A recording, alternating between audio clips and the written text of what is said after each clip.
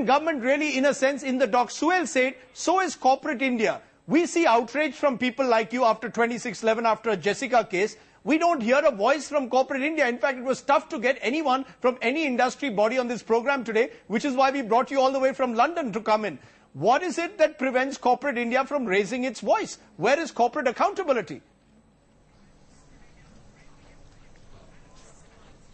I think today is not a day for shame only for the judiciary. It's a day of shame for corporate India, which doesn't have the courage, which doesn't have the conviction, and more importantly, the compassion to actually stand up and say that corporate India let real India down. I'm aghast and ashamed that the judiciary has behaved the way it has, but I'm equally distressed at the way corporate India has shut up and refused to comment on this. I think the Bhopal gas tragedy was perhaps the worst incident of corporate negligence that this country has ever seen. And 1 minute, Rajdeep, it's not about Warren Anderson. We could never get Warren Anderson. It's about the way India behaves with Indians. Obama has asked BP to stand up and be accountable to billions of dollars for an oil spill which has destroyed dolphins and ducks. We've lost Indians and we couldn't be bothered. But that is the callousness and the complicity of the government and of corporate India. Are you saying that we couldn't have brought Warren Anderson back?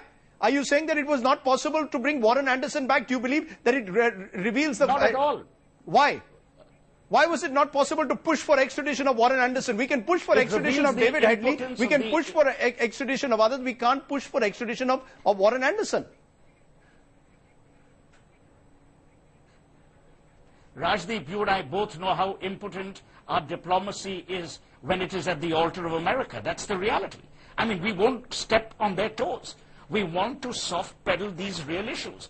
So forget Warren Anderson. I'm talking about basic compensation. I'm talking about the mechanism, the way the compensation was handed out. But worse of all, look at the Supreme Court and the tardiness with which it behaved.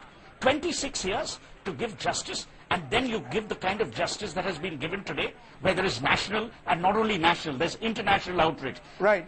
Papers and wires in London are talking about the fact that this is the kind of compensation. This is a mockery of justice to my mind. But more importantly, corporate India today stands shamed. For all the values we talk about, all the economic liberalization we talk about, corporate India, the CIIs, the FICCIs need to bow their heads in shame and say, we messed up, but how can we atone? Okay, you cannot. And you know, the reality is, if the same people were rich and powerful and had died in a gas attack, this thing would have been different. You know, that's an important point. Rachna, do you want to get in on that? A, the extradition of Warren Anderson, and B, the compensation claims. We'll ask the judge in a moment about compensation claims. The fact is the compensation claims work out to 12,410 per victim at the 1989 value of the rupee. Compared to this, the US government paid a staggering average of $1.8 million per victim of 9/11. What does that tell you, Rachna? Did you push this? At what stage did you realize it was an impossible fight?